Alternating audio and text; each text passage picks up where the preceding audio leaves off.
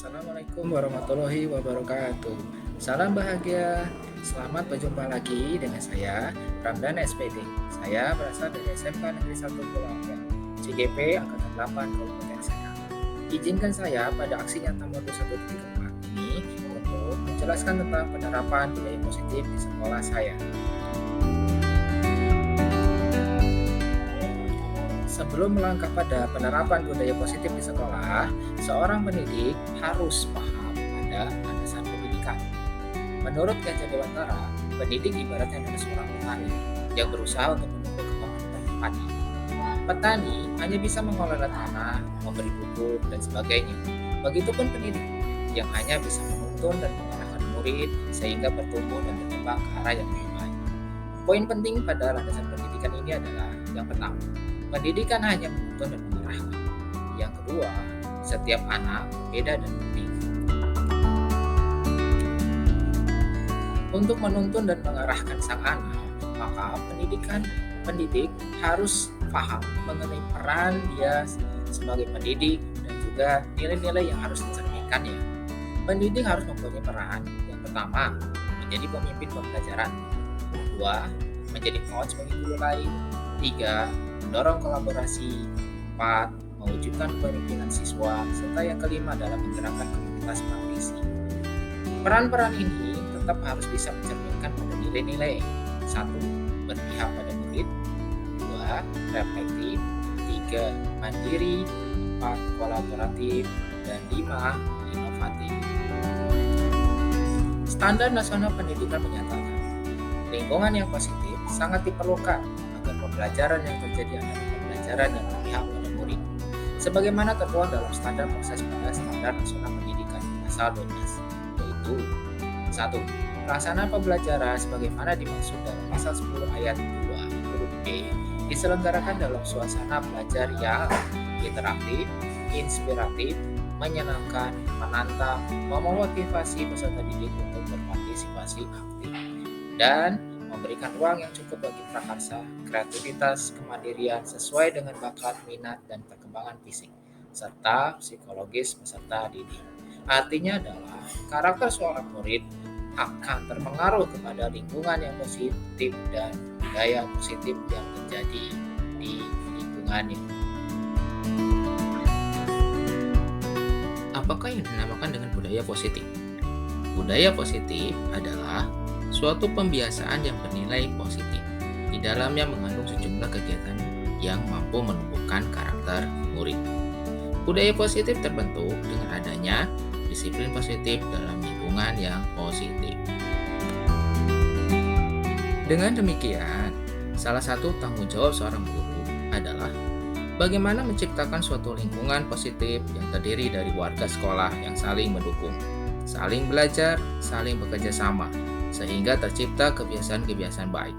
Dari kebiasaan-kebiasaan baik akan tumbuh menjadi karakter-karakter baik warga sekolah, dan pada akhirnya karakter-karakter dari kebiasaan-kebiasaan baik akan membentuk sebuah budaya positif. Untuk membentuk budaya positif, seluruh warga sekolah harus memahami apakah yang dimaksud disiplin positif.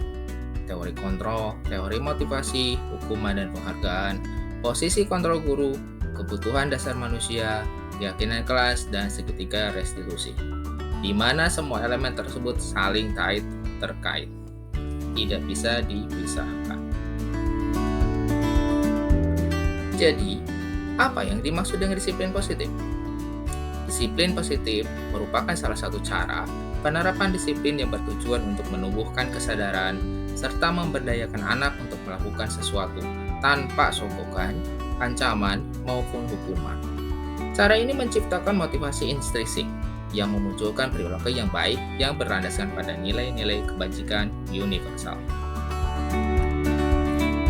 Ki Hajar Dewantara dalam bukunya Konsepsi Keteladanan Sikap Merdeka cetakan kelima tahun 2013 halaman 470 menyatakan, di mana ada kemerdekaan, disitulah harus ada disiplin yang kuat. Sesungguh pun disiplin itu bersifat self-discipline, yaitu kita sendiri yang mewajibkan kita dengan sekeras-kerasnya. Tetapi itu sama saja.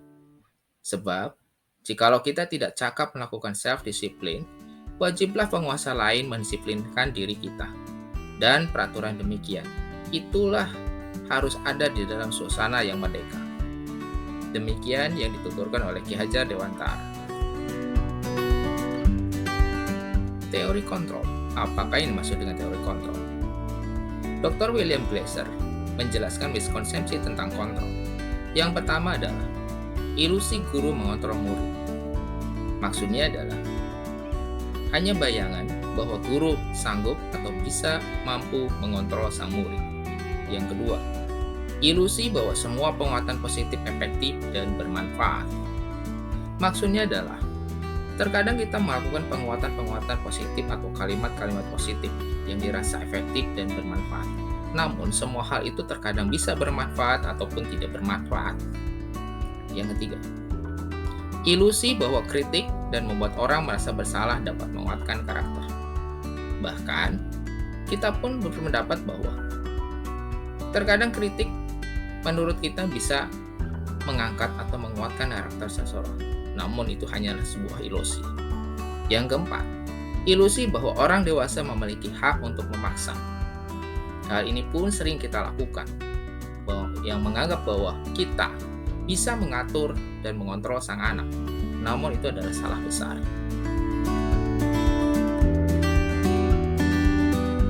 Bila kita ingin membuat kemajuan perlahan, sedikit-sedikit, ubahlah sikap atau perilaku Anda. Namun bila kita ingin memperbaiki cara-cara utama kita, maka kita perlu mengubah kerangka acuan kita. Ubahlah bagaimana Anda melihat dunia. Bagaimana Anda berpikir tentang manusia. Ubahlah paradigma Anda. Skema pemahaman dan penjelasan aspek-aspek tertentu tentang realitas. Stephen R. Covey dari bukunya Principle Centered Leadership tahun 1991. Secara garis besarnya adalah bahwa setiap tindakan atau perilaku mempunyai tujuan tertentu.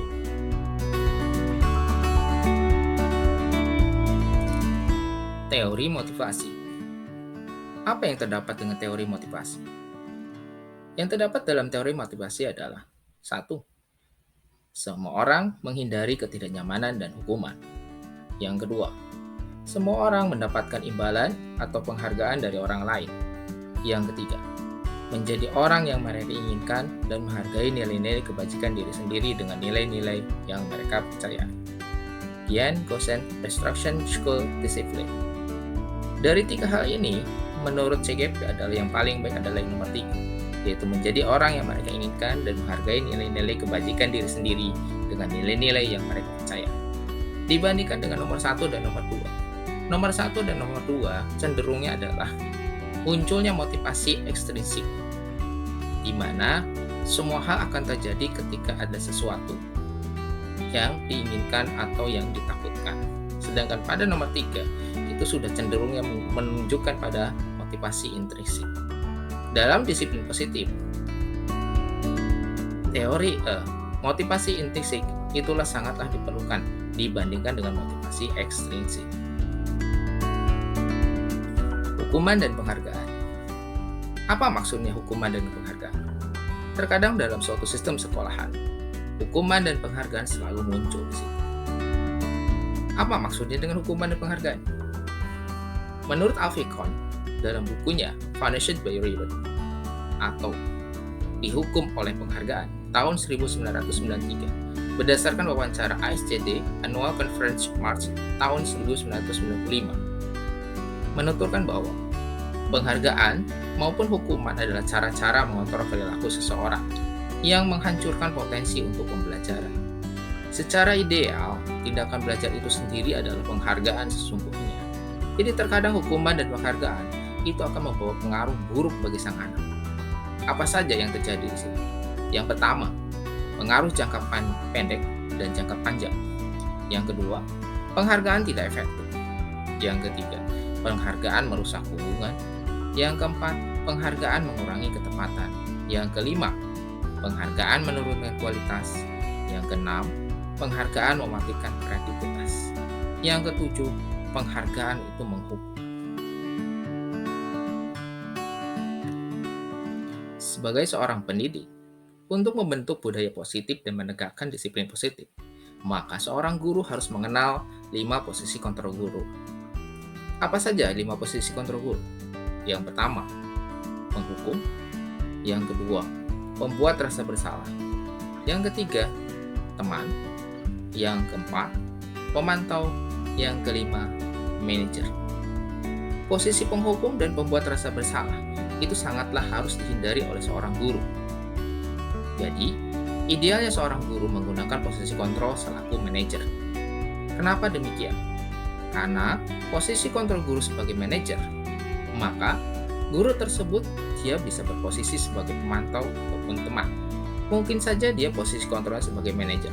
Namun, dalam tindakan untuk mendekati atau merangkul sang siswa, kita bisa menggunakan cara-cara teman. Karena terkadang, untuk jenjang SMK, anak akan lebih mudah mengungkapkan sesuatu kepada temannya dibandingkan kepada seorang bapak ataupun kepada seorang guru.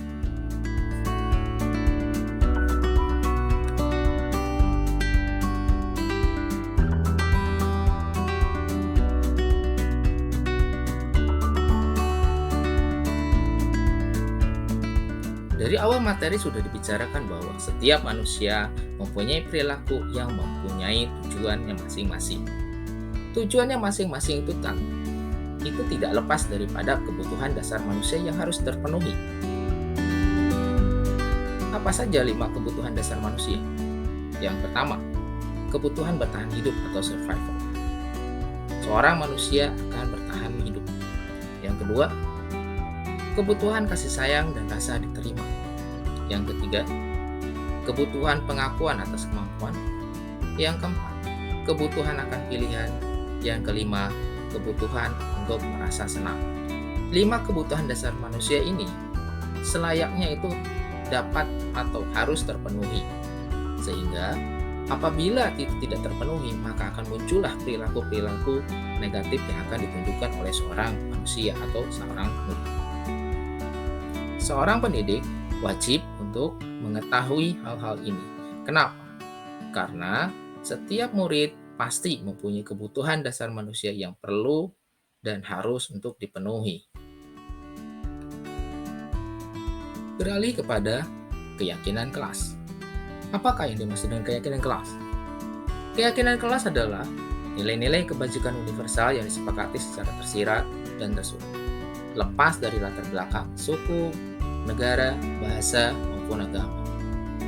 Merupakan metode untuk menimbulkan kembali disiplin positif yang didasari oleh motivasi di dalam diri. Kita garis bawahi bahwa yang kita munculkan di sini adalah harapannya adalah motivasi intrinsik, bukan motivasi ekstrinsik.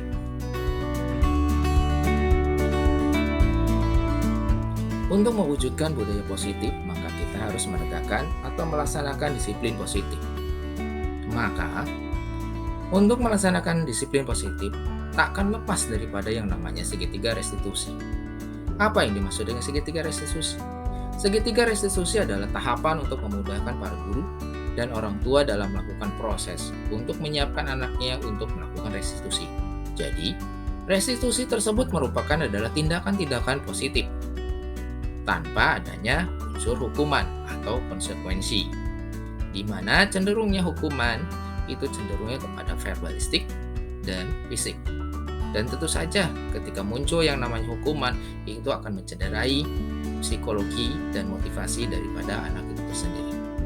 Maka, selaku guru, selayaknya kita harus melakukan restitusi. Bukan mencari salah, tapi mencari solusi untuk bertanggung jawab untuk memecahkan masalah-masalah yang ditimbulkan. Dalam segitiga restitusi terdapat 3 tahapan. Yang pertama adalah menstabilkan identitas. Yang kedua, validasi tindakan yang salah. Yang ketiga, menanyakan keyakinan. Hal menarik apa yang kita bisa tarik dari modul 1.4 ini? CGP berpendapat bahwa 1. Seseorang tak akan dapat mengontrol orang lain.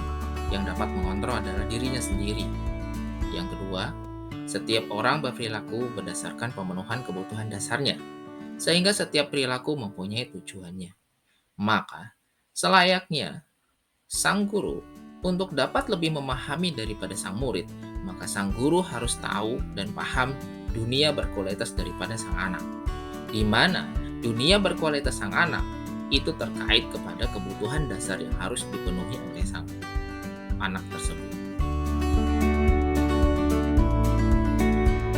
Pengalaman apa terkait penerapan budaya positif yang dapat diambil oleh CGP? Untuk mewujudkan budaya positif, CGP memulai dengan mengaplikasikan segitiga restitusi pada murid yang mengalami permasalahan dalam remedial. Kasus ini real terjadi ketika kemarin kenaikan kelas.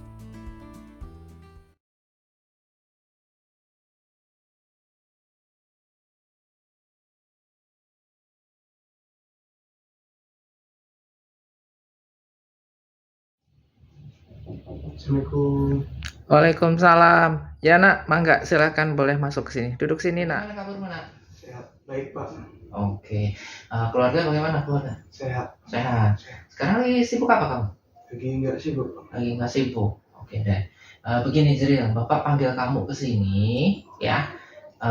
Bapak lihat rekapitulasi nilai PPKM kamu itu terindikasikan tidak tuntas. Hal ini dikarenakan kamu kurang presensinya nak. Bisa ceritakan nak, bisa terjadi seperti itu kenapa nak? Iya Pak, jadi begini Pak. Saya sering tidak masuk karena saya suka terlambat. Karena saya sholat tahajud dari jam 1 sampai subuh dan dilanjutkan dengan sholat subuh. Jadi pas pagi saya mengantuk dan ketiduran lagi Pak. Oh begitu. Sebenarnya sholat tahajud itu bagus buat kita, gitu ya. Tapi sekolah juga penting lah, gitu loh ya. Jadi menurut Bapak, kamu seharusnya mencari jalan lain, ya. Gimana caranya antara sholat tahajud dengan belajar ke sekolah itu bisa berjalan barengan, nak. Ya, Pak Guru yakin semua manusia, ya, itu pasti akan melakukan kesalahan. Tapi kewajiban manusia juga untuk memperbaiki kesalahan tersebut. Begitu ya, itu ya. Nah sekarang gara-gara seperti itu, apa yang terjadi nak? Ya Pak, saya bermasalah dalam belajar dan nilai saya tidak tuntas. Oke deh ya, nggak apa-apa. Nah sekarang kita bicara masalah keyakinan kita nih. Kamu tahu keyakinan kita apa nak?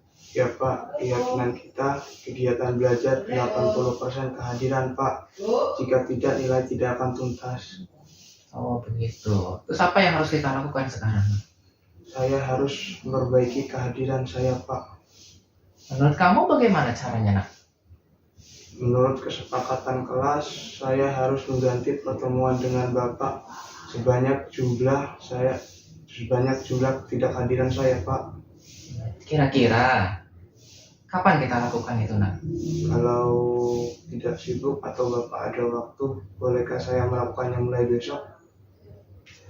Oh, besok ya. Oke ya. Oh ya, satu lagi Zril. Bagaimana dengan suka terlambatnya kamu nak? Ya Pak, saya akan memasang alarm. Jadi apabila saya ketiduran, saya bisa bangun dengan cepat. Oh gitu. Siapa yang akan mengingatkan kamu nak? Kakak saya atau ibu saya Pak. Oke, kita selesaikan masalah bersama ya. Semoga besok kamu sudah mulai untuk berubah gitu ya. Ya Pak, terima kasih atas bantuannya. Oke, kita selesaikan bersama masalah kita mulai besok jam 7.30 di bengkel. Ya Pak, siap. Oke, mungkin itu saja dari Pak Guru. Silakan kamu kembali ke tempat, laksanakan aktivitas kamu seperti biasanya ya. Oke. Assalamualaikum. Waalaikumsalam warahmatullahi wabarakatuh. Semangat Cyril ya. Semangat Pak. Berikut ini adalah penerapan budaya positif di sekolah saya. Penerapan budaya positif dimulai dari pembuatan keyakinan kelas. Ini adalah keyakinan kelas dan kesepakatan kelas yang telah disepakati bersama, baik oleh siswa maupun oleh Bapak Ibu gurunya. Demikian yang bisa saya paparkan hari ini. Terima kasih atas perhatiannya. Tetap bergerak, bergerak, dan menggerakkan. Salam bahagia.